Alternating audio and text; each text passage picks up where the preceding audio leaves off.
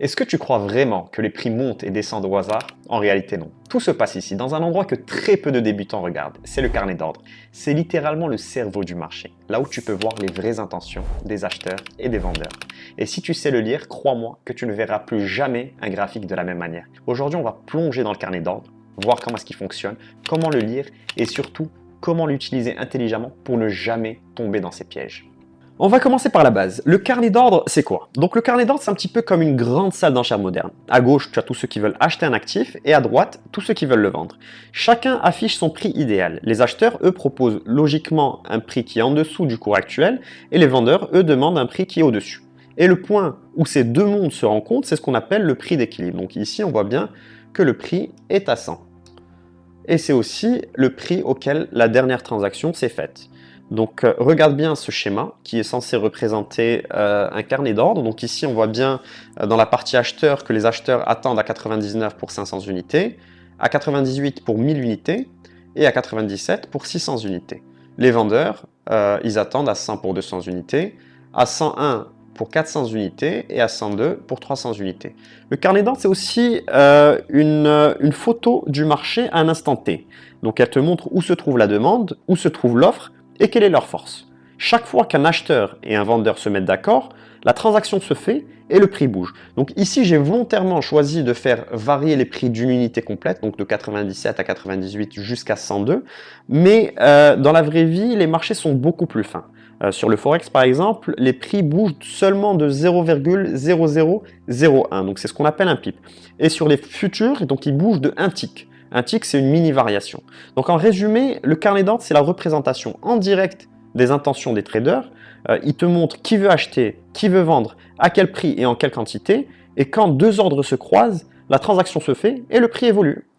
Mais attention, le carnet d'ordre ne te montre pas toute la vérité. Parce que justement, il y a des acteurs qui savent jouer avec ce que tu vois. D'abord, il y a les market makers. Eux, ils sont essentiels. Leur rôle, c'est de fournir de la liquidité au marché. Ils vont placer des ordres d'achat et de vente des deux côtés pour que justement, toi, tu puisses toujours trouver quelqu'un en face de toi quand tu as envie de trader.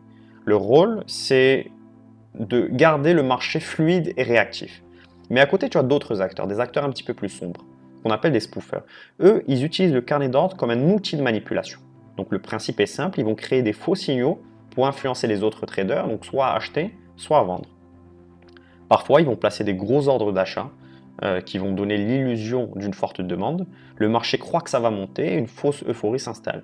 D'autres fois, ils vont faire l'inverse, ils vont poser des gros ordres de vente pour créer un faux pessimisme et pousser les gens ou les traders à vendre par peur. Et le plus fort dans tout ça, c'est que ces ordres disparaissent juste avant d'être exécutés. C'est ce qu'on appelle le spoofing, c'est une façon de tromper le marché, sans vraiment ni acheter ni vendre. Si par exemple j'ai envie de spoofer sur du Bitcoin qui cote à 100 000 $, bah, je vais peut-être poser un ordre d'achat à 99 500 $ et dès que le cours va s'approcher des 99 500 $, ben moi je vais annuler mon ordre d'achat.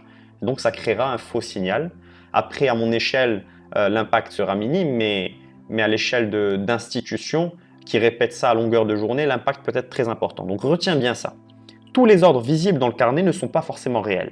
Certains sont là juste pour influencer ton comportement, mais pas pour être exécutés. Ok, maintenant voyons voir comment lire un carnet d'ordre comme un vrai trader. Donc le carnet d'ordre, c'est littéralement la fenêtre sur les intentions du marché. Quand tu vois un gros bloc d'achat qui se renforce à un certain prix, tu peux te dire, ok, là il va y avoir du monde prêt à acheter à ce prix-là. C'est souvent ce qu'on appelle une zone de support, donc un niveau où les acheteurs défendent le prix. A l'inverse, si tu vois un gros mur de vente ou une pile d'ordre prête à bloquer la hausse, bah là tu viens probablement de repérer une zone de résistance. Et crois-moi que ces zones peuvent influencer le marché avant même que le prix y arrive. Mais attention, le carnet ne te montre pas ce que les traders font. Donc c'est justement ce qu'on a vu dans la slide précédente. Il te montre ce qu'ils comptent faire. Autrement dit, ce sont des intentions, pas encore des actions. Donc c'est un petit peu comme au poker. Au poker, tu vois les joueurs qui hésitent, qui tiennent leurs jetons, tu sens la pression monter, mais tant qu'ils n'ont pas misé, il n'y a rien qui est fait. Donc le carnet, c'est pareil. Il te donne un aperçu de la psychologie du marché avant que ça bouge. Et quand tu apprends à le lire, tu peux repérer les zones où la bataille va se jouer avant tout le monde. Maintenant, la clé pour comprendre le carnet d'ordre, c'est la liquidité. En fait, c'est un mot qu'on entend souvent, mais peu de gens comprennent vraiment ce que ça veut dire. En fait, la liquidité, c'est tout simplement la facilité avec laquelle tu peux acheter ou vendre un actif sans faire bouger le prix. C'est un petit peu comme la respiration du marché.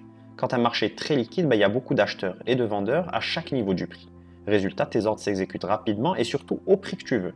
tu appuies sur acheter, boum, tu es exécuté instantanément et sans glissement. Comme sur de l'euro USD par exemple, tu achètes littéralement au prix affiché, tellement il y a des acheteurs et des vendeurs des deux côtés. Mais quand la liquidité est beaucoup plus faible, ben, c'est une autre histoire. Chaque gros ordre devient comme un petit tremblement de terre. Un seul trader par exemple, qui passe un gros ordre d'achat ou de vente, peut faire décaler le prix de plusieurs points. Juste parce qu'il n'y a pas assez d'ordre en face pour absorber son volume. Et c'est là que ça devient intéressant parce que parfois dans le carnet, tu vas avoir une zone pleine d'ordres, donc soit des ventes ou des achats massifs, et pourtant le prix ne bouge presque pas. Ça fait bizarre, non? Mais en réalité, c'est un phénomène que l'on appelle l'absorption. Imagine, plein de traders vendent. Les ordres arrivent les uns après les autres, mais de l'autre côté, un seul gros joueur, une main forte, absorbe tout. Il achète discrètement, petit à petit, sans faire monter le prix. C'est comme s'il remplissait sa position en silence pendant que les autres pensent que le marché est bloqué. Et souvent, ce qui se passe après, c'est qu'une fois que toute cette zone est absorbée, eh bien, le prix il décolle d'un seul coup. Parce que le mur de vente a disparu et il n'y a plus personne pour freiner cette hausse. Donc retiens bien ça. La liquidité, c'est ce qui fait respirer le marché. Et l'absorption, c'est souvent le signal caché qu'un gros acteur prépare un mouvement.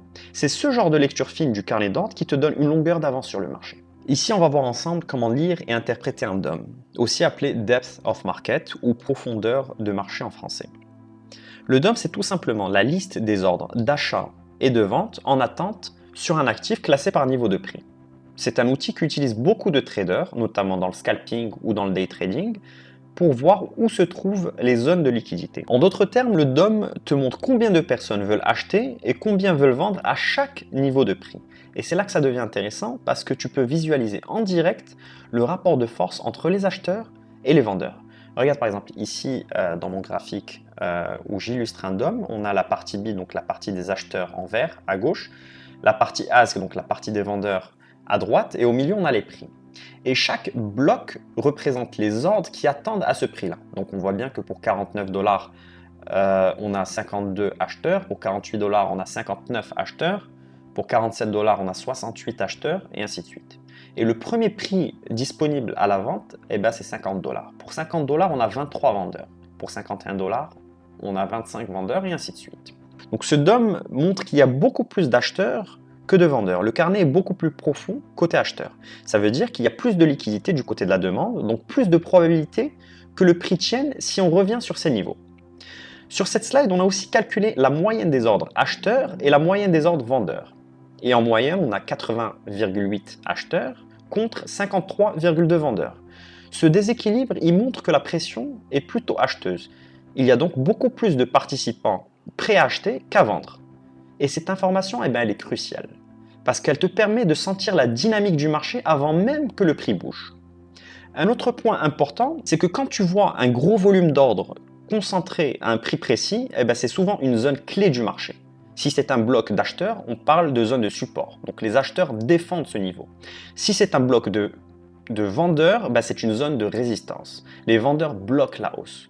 Et donc, en résumé, le DOM te donne une idée de la liquidité réelle du marché. Il te montre la pression dominante, qu'elle soit acheteuse ou vendeuse, et il t'aide à repérer les niveaux probables de support et de résistance simplement en observant où se concentrent tes ordres. C'est un outil qui te demande un peu de pratique au début, mais une fois que tu apprends à le lire, il devient un véritable radar du marché, bien plus précis qu'un simple graphique. Maintenant, on va parler des erreurs les plus courantes lorsqu'on lit un carnet d'ordre. Et crois-moi que même beaucoup de traders expérimentés les font encore. Donc l'erreur numéro 1, c'est de croire que tout ce que tu vois dans le carnet est réel. Ce que tu vois, ce sont que des ordres en attente, mais rien ne garantit qu'ils seront exécutés. Certains traders ou même des algorithmes placent des ordres fantômes juste pour influencer la perception du marché. Tu verras parfois de gros blocs apparaître puis disparaître juste avant d'être touchés. C'est ce qu'on appelle le spoofing qu'on a vu précédemment. Donc si tu vois un mur énorme dans le carnet, ne saute pas tout de suite aux conclusions. Demande-toi d'abord si ce n'est pas juste un leurre. L'erreur numéro 2, c'est de lire le carnet sans regarder le graphique. Le carnet, c'est une photo instantanée, une capture du moment, mais un marché, lui, c'est un film en mouvement. Tu dois toujours replacer ce que tu vois dans un contexte plus large. La tendance, les volumes, les zones clés sur le graphique. Sinon, tu risques d'interpréter un simple mouvement temporaire comme un vrai signal. Et enfin, l'erreur numéro 3, c'est de se focaliser sur un seul niveau. Beaucoup de débutants fixent la ligne actuelle du prix et oublient tout ce qu'il y a autour. Mais les pros, eux, regardent la profondeur du marché. Ils observent les blocs d'ordre plus loin dans le carnet. Parce que c'est souvent là où se cachent les zones de liquidité importantes. Et c'est cette vision d'ensemble qui te permet d'anticiper les vrais mouvements. Donc en résumé, ne crois pas tout ce que tu vois. Ne regarde pas le carnet isolément. Et surtout pense en termes de contexte et de profondeur. C'est ça qui fait la différence entre une lecture approximative et une lecture professionnelle du marché. Donc voilà, tu comprends maintenant comment fonctionne le carnet d'ordre. C'est un outil puissant qui te permet de voir la structure réelle du marché, de repérer là où se placent les ordres et surtout de comprendre qui domine, les acheteurs ou les vendeurs. Grâce à lui, tu peux anticiper les zones de support et de résistance, tu peux détecter la pression dominante du marché et tu peux aussi mieux saisir la logique de liquidité qui fait bouger les prix. Mais attention, le carnet d'ordre ne prédit en aucun cas l'avenir. Il te montre simplement les intentions du moment et c'est à toi de replacer ces informations dans un contexte plus global du marché. Dans la suite de cette formation, on va justement apprendre à analyser ce contexte à travers d'autres outils. Donc on va parler d'analyse technique, d'indicateurs techniques, d'analyse fondamentale et de psychologie du marché. Donc reste bien jusqu'à la fin parce que c'est là qu'on va connecter tout ce que tu viens d'apprendre pour commencer à lire les marchés comme un vrai trader. Et encore, bienvenue à la Trading School.